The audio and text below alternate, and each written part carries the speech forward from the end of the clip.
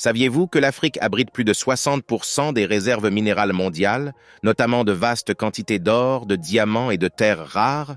Cette abondance a alimenté des conflits qui remontent à des siècles. Aujourd'hui, nous allons explorer l'histoire méconnue des guerres pour les ressources en Afrique et l'impact dévastateur qu'elles ont eu sur les populations locales et la dynamique mondiale. Ces conflits sont entourés de mystères, mais il est essentiel que nous comprenions leurs racines et leurs implications.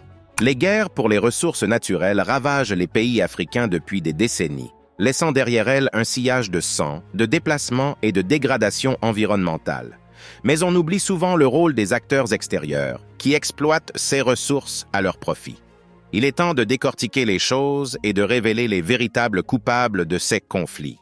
L'attention du monde est souvent attirée sur la pauvreté et l'instabilité en Afrique, mais nous examinons rarement la cause profonde du problème, la ruée vers les ressources. C'est un récit qui a été délibérément déformé, mais nous sommes sur le point de rétablir la vérité. Les ressources naturelles de l'Afrique sont une véritable malédiction qui alimente la corruption, la violence et l'instabilité. Les grandes puissances mondiales se sont rendues complices de cette exploitation, soutenant des gouvernements fantoches et alimentant les conflits pour mettre la main sur ces précieuses ressources. Historiquement, les ressources de l'Afrique ont toujours été un bien précieux pour les puissances étrangères. La ruée vers l'Afrique à la fin du 19e siècle a vu les puissances européennes se partager le continent, revendiquant des territoires et des ressources pour elles-mêmes. Cela a préparé le terrain pour l'exploitation qui allait suivre. Du pétrole du Nigeria aux diamants de la Sierra Leone, les richesses naturelles de l'Afrique ont été systématiquement pillées. Les conséquences ont été dévastatrices. Les populations locales sont contraintes de vivre dans la pauvreté, tandis que les entreprises étrangères récoltent les bénéfices. Cette histoire a été cachée aux yeux des citoyens.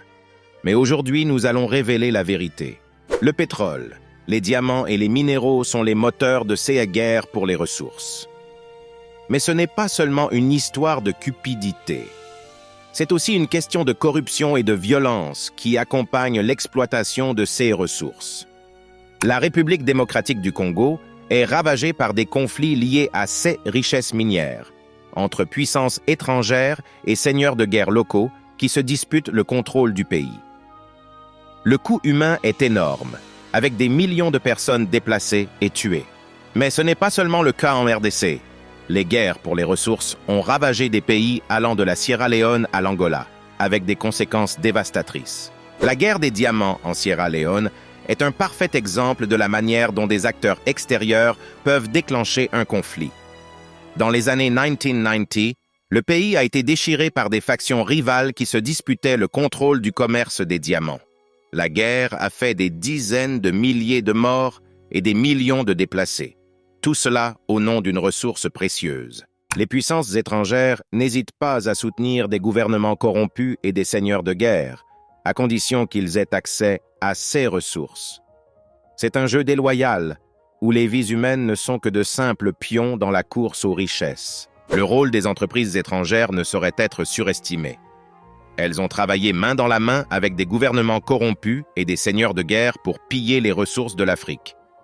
C'est une histoire de cupidité et d'exploitation, où les profits sont prioritaires sur la vie des gens.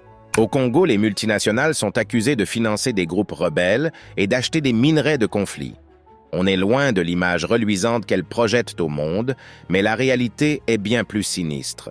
Les pays africains ont du mal à exercer un contrôle sur leurs propres ressources, souvent en raison de la faiblesse de la gouvernance et de la corruption qui gangrènent le continent. Ce mélange toxique a permis aux puissances étrangères d'intervenir et d'exploiter ces ressources. L'intervention étrangère a souvent été justifiée sous couvert d'aide humanitaire ou de reconstruction nationale. Mais le véritable motif est toujours la nécessité de garantir l'accès à ces ressources précieuses. C'est une ruse qui a été utilisée à maintes reprises et il est temps de révéler la vérité. Les conséquences sur les communautés locales ont été dévastatrices. De la dégradation de l'environnement au déplacement de populations et à la violence, le coût humain est énorme. C'est une histoire souvent négligée, mais aujourd'hui nous mettons en lumière les victimes de ces guerres pour les ressources. Il existe néanmoins des lueurs d'espoir. Les accords de paix, Les réglementations internationales et les mouvements populaires s'efforcent de résoudre ces conflits et de traduire en justice les responsables. Le processus de Kimberley, par exemple, a contribué à réduire le flux de diamants de conflits sur le marché mondial. Ce n'est pas une solution parfaite, mais c'est un pas dans la bonne direction. Au Congo, les mouvements populaires luttent contre l'exploitation extérieure et réclament un plus grand contrôle sur leurs propres ressources. Le chemin est long et semé d'embûches, mais la résistance à l'ingérence étrangère se développe. Les réglementations internationales sont également renforcées, ce qui rend plus difficile pour les entreprises étrangères d'agir en toute impunité. Le processus est lent, mais les efforts visant à amener les responsables de ces guerres pour les ressources à rendre des comptes prennent de l'ampleur. Pour conclure cette histoire, il est essentiel de se rappeler que les guerres pour les ressources en Afrique sont le symptôme d'un problème plus profond, la gestion non durable des ressources. Il s'agit d'un problème mondial qui exige une réponse collective. L'abondance des ressources naturelles de l'Afrique devrait être une bénédiction et non une malédiction. Il est temps de les gérer de manière durable et non de les exploiter. L'avenir de l'Afrique en dépend. Si vous souhaitez en savoir plus sur l'histoire du colonialisme en Afrique et l'impact des entreprises étrangères, n'hésitez pas à consulter nos vidéos sur le sujet. Partagez vos réflexions dans les commentaires ci-dessous et poursuivons la conversation.